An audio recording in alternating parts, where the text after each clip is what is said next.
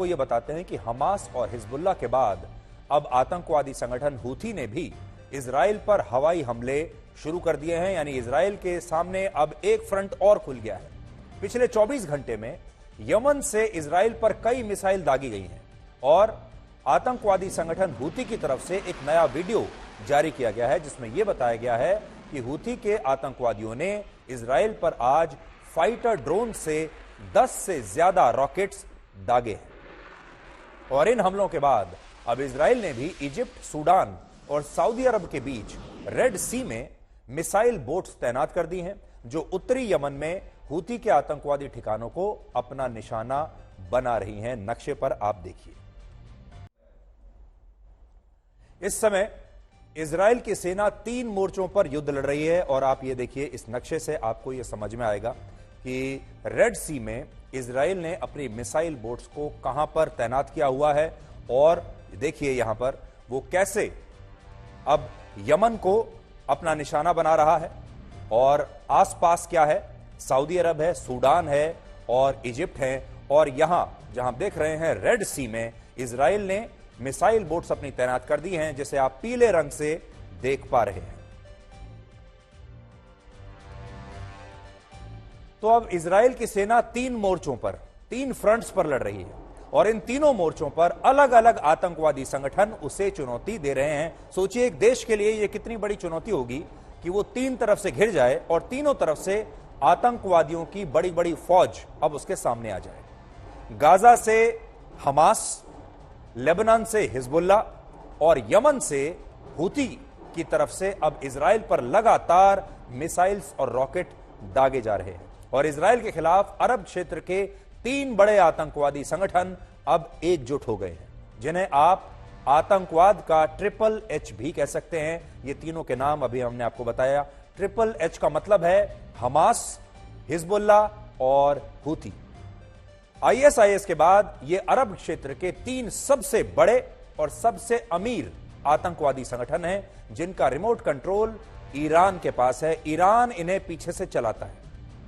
इस नक्शे पर आप देख सकते हैं कि ईरान इस जगह से यमन, लेबनान और गाजा से ऑपरेट होने वाले इन 3 सबसे बड़े आतंकवादी संगठनों को नियंत्रित कर रहा है। इनके पीछे ईरान खड़ा हुआ है, देखिए। और बड़ी बात यह है कि अगर ईरान इन आतंकवादी संगठनों को इजराइल के खिलाफ युद्ध लड़ने के लिए नहीं कहता तो ये संगठन कभी भी गाजा के लिए इस युद्ध में शामिल होते भी नहीं। और इसका कारण भी धर्म ही है। हमने पहले दिन आपको बता दिया था कि यह एक धर्म युद्ध है। यह युद्ध जमीन के लिए नहीं है, यह पैसे के लिए नहीं है, यह युद्ध हो रहा है धर्म के लिए। इसके पीछे, इसकी जड़ में धर्म है। और कैसे है अब देखिए। असल में दुनिया भर के मुसलमान मुख्य रूप से 2 पंथों में बटे हुए हैं। एक हैं सुन्नी मुसलमान और दूसरे हैं शिया मुसलमान। और अरब देशों में शिया और सुन्नी मुसलमानों को एक दूसरे के खून का प्यासा माना जाता है। यानी शिया और सुन्नी की आपस में बिल्कुल नहीं बनती, एक दूसरे के दुश्मन माने जाते हैं। उदाहरण के लिए ईरान और सऊदी अरब के बीच इसलिए इतनी कड़वाहट है क्योंकि ईरान में शिया मुसलमान रहते हैं और सऊदी अरब में सुन्नी मुसलमान रहते हैं। इसलिए इन दोनों देशों की दोस्ती कभी हो नहीं सकती, इसलिए इनकी दुश्मनी है। अब यहां समझने वाली बात यह है कि ईरान शिया बाहुल देश होते हुए भी गाजा और हमास का समर्थन कर रहा है और यह जानते हुए कि ये खुद को सुन्नी मुस्लिम कहते हैं। तो शिया मुस्लिम का देश ईरान सुन्नी मुस्लिमों का समर्थन कर रहा है, जो कि बहुत अजीब सी बात है। और इसका कारण सिर्फ इतना सा है कि गाजा का युद्ध इस्लाम वर्सेस इस्लाम नहीं है, बल्कि यह युद्ध इस्लाम वर्सेस यहूदी के बीच है। अब आप ये देखिए कि लेबनान का आतंकवादी संगठन हिजबुल्लाह कितना खतरनाक है। एक एच तो आपने देख लिया, यमन का हूथी। अब देखिए हिजबुल्लाह कैसा है। लेबनान की सेना के पास सिर्फ 85,000 सैनिक हैं। लेबनान की सेना की बात कर रहे हैं, लेकिन लेबनान के आतंकवादी संगठन हिजबुल्लाह के पास 1 लाख से ज्यादा आतंकवादियों की फौज है। यानी हिजबुल्लाह के पास लेबनान की ऑफिशियल आर्मी से ज्यादा लोग हैं। इसके अलावा हिजबुल्लाह के पास 1,30,000 रॉकेट्स और मिसाइल्स हैं, जिनका इस्तेमाल फिलहाल वो इजराइल पर हमले के लिए कर रहा है। इसी तरह हिजबुल्लाह के पास 3000 से ज्यादा एंटी टैंक, एंटी एयरक्राफ्ट और एंटी शिप मिसाइल्स हैं, जिनकी मदद से हिजबुल्लाह जमीन, हवा और पानी तीनों तरफ से इजराइल पर हमला करने में सक्षम है। अब बड़ी बात यह है कि हिजबुल्लाह और हुती के आतंकवादियों को अगर मिला दें तो दोनों के पास 3,20,000 फाइटर्स हैं और इनकी तुलना में इजराइल के पास सिर्फ 1,70,000 सक्रिय सैनिकों की फौज है। यानी इन दोनों की जो फौज है वो इजराइल की फौज से बड़ी है।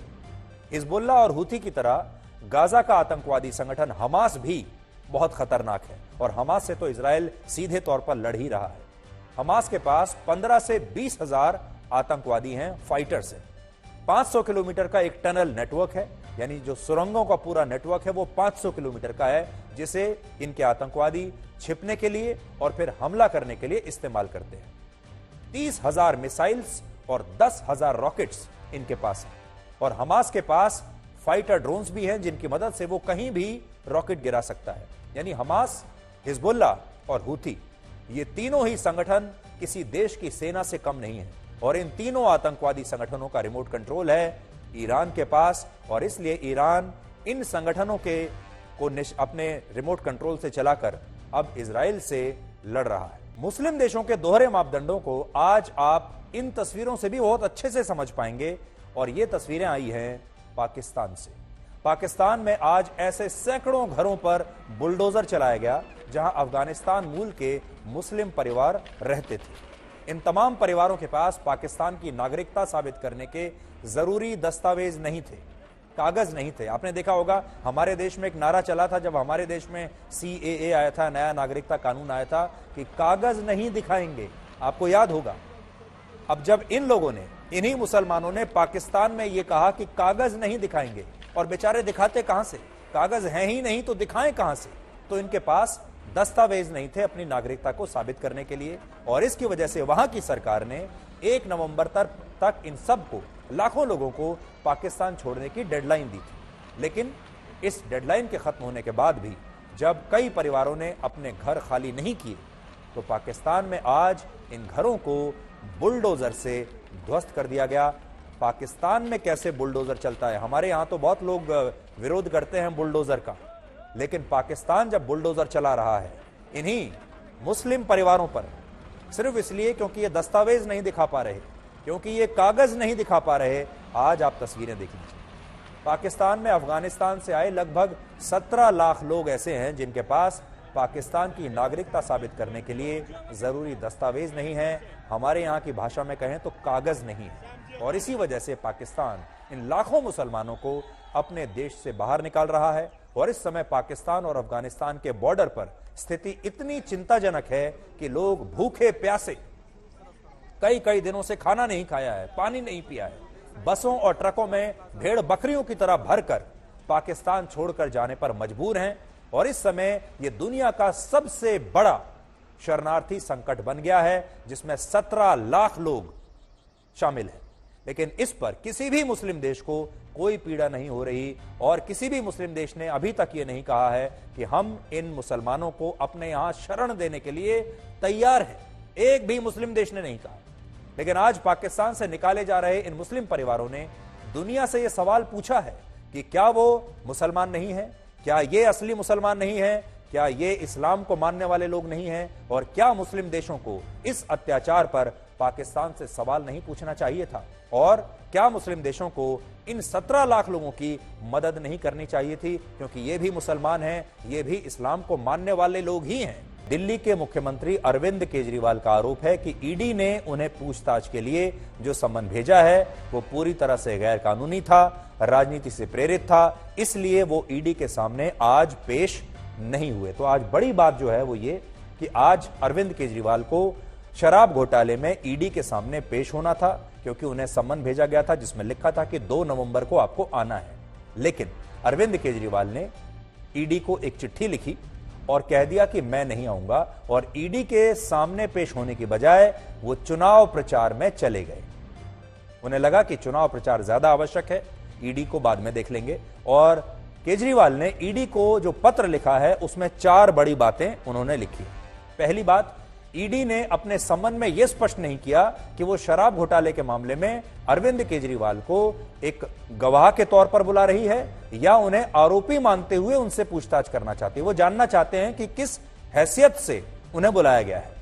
दूसरी बात, ईडी ने यह भी स्पष्ट नहीं किया कि केजरीवाल को दिल्ली का मुख्यमंत्री होने के नाते पूछताछ के लिए बुलाया गया है या उन्हें आम आदमी पार्टी का राष्ट्रीय संयोजक होने के नाते पूछताछ के लिए समन भेजा गया है। वो जानना चाहते हैं कि आप बताइए किस कैपेसिटी में मुझे भेजा गया है। वो मुझे मुख्यमंत्री के तौर पर बुला रहे हैं या आम आदमी पार्टी के प्रमुख के तौर पर बुला रहे हैं। तीसरी बात केजरीवाल ने यह लिखी है कि ईडी ने उन्हें जो सम्मन भेजा वो 30 अक्टूबर को बीजेपी नेताओं के साथ पहले ही लीक कर दिया गया था, जिससे उन्हें ऐसा लगता है कि ईडी का यह सम्मन राजनीति से प्रेरित है और बीजेपी के नेताओं ने पहले ही यह कहना शुरू कर दिया कि केजरीवाल जल्द ही गिरफ्तार होने वाले हैं। चौथी बात इसमें लिखी है कि ईडी को अपने इस सम्मन के बारे में फिर से विचार करना चाहिए और इसे वापस ले लेना चाहिए। हालांकि हमें सूत्रों से पता चला है कि ईडी केजरीवाल के इन आरोपों का जवाब देने के साथ साथ उन्हें पूछताछ के लिए अब एक नया सम्मन जारी कर सकता है और यह मामला अब शायद अदालत में भी जा सकता है। चिट्ठी में आज अरविंद केजरीवाल के लेकर आया हूं। मैंने आपको बताया, उन्होंने कहा कि भाई किस कैपेसिटी में मुझे बुलाया गया है, पहले तो आपने यह स्पष्ट नहीं किया है। फिर वो कहते हैं कि आपका जो सम्मन है यह राजनीति से प्रेरित है। क्यों राजनीति से प्रेरित है? वो कहते हैं कि सम्मन आने से पहले ही बीजेपी के नेताओं को यह सम्मन लीक कर दिया गया और बीजेपी के नेताओं ने यह कहना शुरू कर दिया कि मैं गिरफ्तार होने वाला हूं, ईडी केजरीवाल को गिरफ्तार कर लेगा, जिसकी वजह से मेरी छवि को नुकसान पहुंचा है, मेरी बदनामी हुई है, मेरी रेपुटेशन खराब हुई है, ऐसा उन्होंने लिखा है। फिर उसके बाद वो लिखते हैं कि मैं दिल्ली का मुख्यमंत्री हूं और जैसा कि आप जानते हैं मैं आम आदमी पार्टी का नेशनल कन्वीनर भी हूं। 5 राज्यों में चुनाव होने वाले हैं और मुझे मेरी पार्टी के लिए चुनाव प्रचार करना है, वो मेरे लिए बहुत आवश्यक है। I am required to travel for campaigning and to provide political guidance to my field workers of Aam Aadmi party. तो वो कहते हैं कि मेरे लिए इस समय चुनाव प्रचार ज्यादा जरूरी है, मैं वहां जा रहा हूं। और आखिर में ये भी कहते हैं कि चुनाव प्रचार करने के साथ साथ मैं दिल्ली का मुख्यमंत्री जो हूं उस नाते मुझे मेरे ऑफिशियल कमिटमेंट्स भी हैं। दिल्ली में मुझे एक सरकार का मुखिया होने के नाते मुझे बहुत काम है, मेरे पास फुर्सत नहीं है। इसमें टोटल मिलाकर उन्होंने ये कहा है कि आपका सम्मन राजनीति से प्रेरित है और मेरे पास फुर्सत नहीं है कि मैं आपके सामने पेश हो सकूं, इसलिए मैं पेश नहीं होऊंगा और आप अपना ये जो सम्मन है इसे वापस लीजिए। इस समय मैं जहां पर खड़ा हूं, ये जो स्टूडियो है आज तक का, आज तक के जिस स्टूडियो में इस समय मैं खड़ा हुआ हूं, जहां से मैं आपको यह पूरा विश्लेषण दिखा रहा हूं, यह सैटेलाइट तस्वीर उसी जगह की है जहां मैं इस समय खड़ा हुआ हूं। ये तस्वीर देखिए, ये तस्वीर 3 अक्टूबर 2023 की है जो मैं आपको दिखा रहा हूं। आपको बिल्कुल साफ हरियाली दिखाई दे रही होगी। ये वही जगह है फिल्म सिटी जहां मैं इस समय खड़ा हुआ हूं। यहां की हवा पूरी तरह साफ थी 3 अक्टूबर को और यह पूरा इलाका सैटेलाइट की इन तस्वीरों में आपको स्पष्ट रूप से दिख रहा है, हरियाली भी आपको दिख रही है। लेकिन अब आप इसी स्टूडियो के बाहर की आज की सैटेलाइट तस्वीरें देखिए और देखिए क्या आप कुछ भी देख पा रहे हैं। आज मैं जहां खड़ा हूं, देखिए वो जगह ये है, आप देख पा रहे हैं, क्योंकि ये पूरा इलाका प्रदूषण की चादर में ढका हुआ है और इस इलाके को ना तो देखा जा सकता है और ना ही यहां पर आप सांस ले सकते हैं। मैं कैसे सांस ले रहा हूं मैं ही जानता हूं।